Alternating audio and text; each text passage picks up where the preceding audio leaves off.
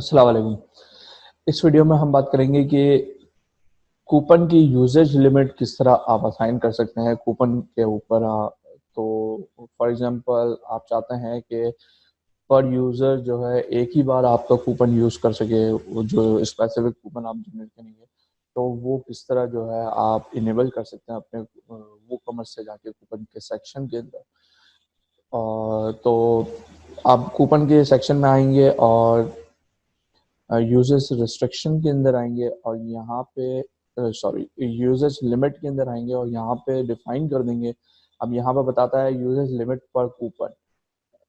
अब आप चाहते हैं कि कूपन जो है कितनी बार चले, तो आप जो है यहाँ पे डिफाइन कर दें कि फॉर एग्जांपल 10 बार ये कूपन चलेगा, उसके बाद बंद हो जाएगा।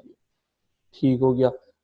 होता है ना कि आपने लिमिटेड कूपन्स जनरेट करवाए अपने पास से और जो है आपने वो अपने 10 यूजर्स को दे दिए।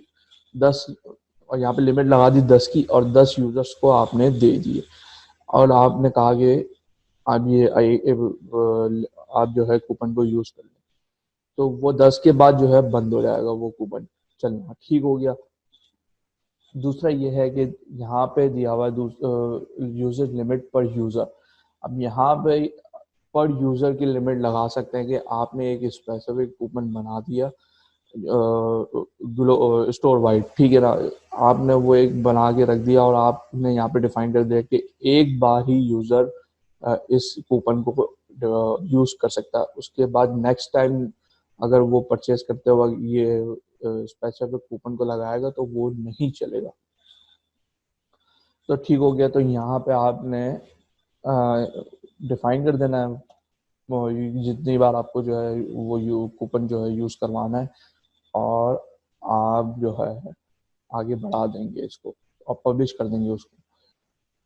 तो ये था लिमिट का ऑप्शन जो कि मुझे बताना था आपको इस वीडियो के अंदर। तो इंशाल्लाह आप इसको यूज करेंगे तो आपको फायदा होगा। Thank you so much.